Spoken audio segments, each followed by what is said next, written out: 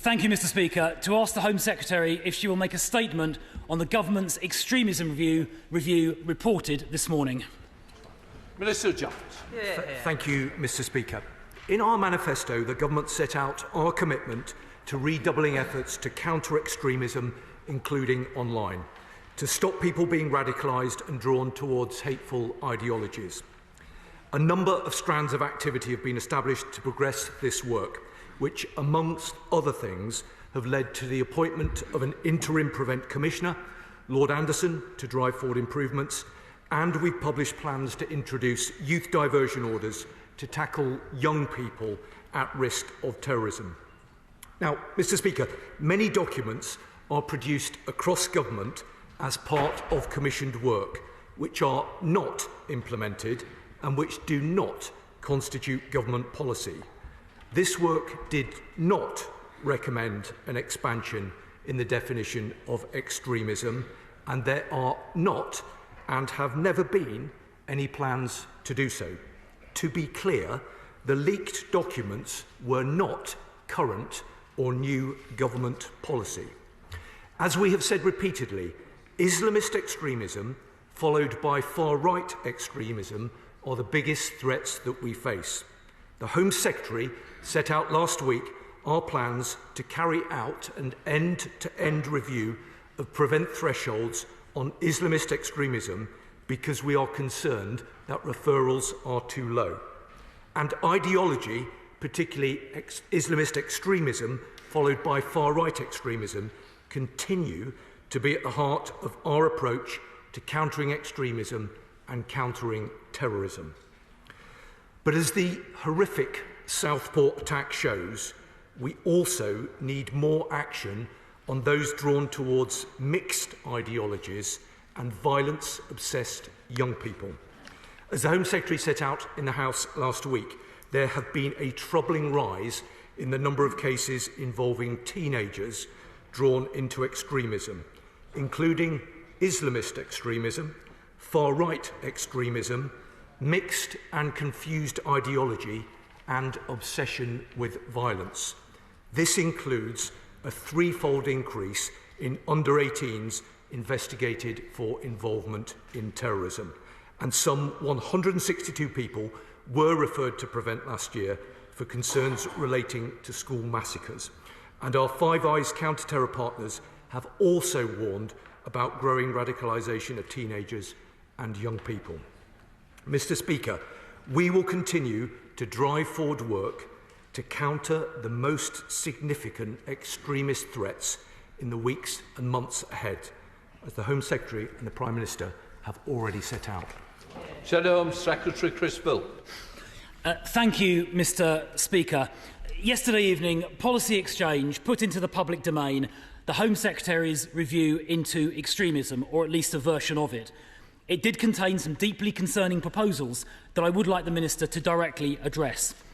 The report apparently says that the definition of extremism for the purposes of the Prevent and other programmes could be extended to include the spreading of misinformation, the online so-called manosphere and misogyny.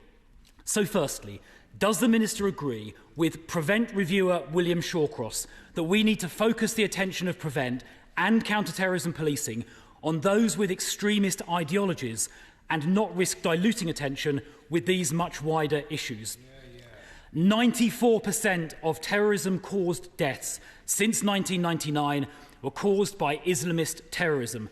Does he agree that combating Islamist terrorism is more important than policing the manosphere?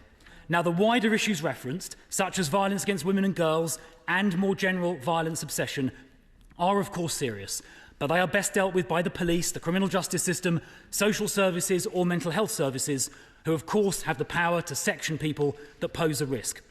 Secondly, will the Minister commit to retaining the changes to non-crime hate incidents made by the last government? Police should not be looking into matters or recording personal data where there is no imminent risk of criminality. To do so would waste police time and infringe freedom of speech. Any move away from this will enable the thought police to stop anyone telling uncomfortable truths that left-wing lawyers don't like. Finally, The report the Home Secretary commissioned repeats the Prime Minister's previous smear that campaigning against rape gangs, who we now know are of predominantly Pakistani heritage perpetrators, is far right.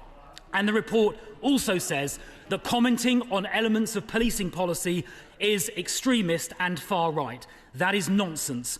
Campaigning against rape gangs is not extremist or far right, and commenting on policing, whether you agree or not with the comments, is simply the exercise of free speech. So will the Minister categorically disown those remarks which were contained in the Home Secretary's report? Minister. Thank you, Mr. Speaker. Let me just gently remind the Shadow Home Secretary that his remarks refer to a leaked report, which, as I could not have been clearer about, does not and will not represent government policy. The work, as I understand it, because it's not entirely clear which version of a report was actually leaked, but as I understand it, the work did not recommend an expansion in the definition of extremism. And as I said to the House earlier, there are not, nor will there be, any plans to do so.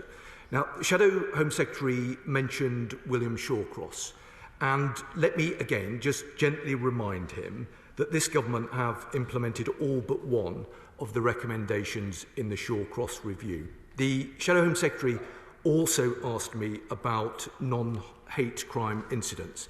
Now, again, the Home Secretary has been very clear about this, that a consistent and common sense approach must be taken with regard to non-crime hate incidents.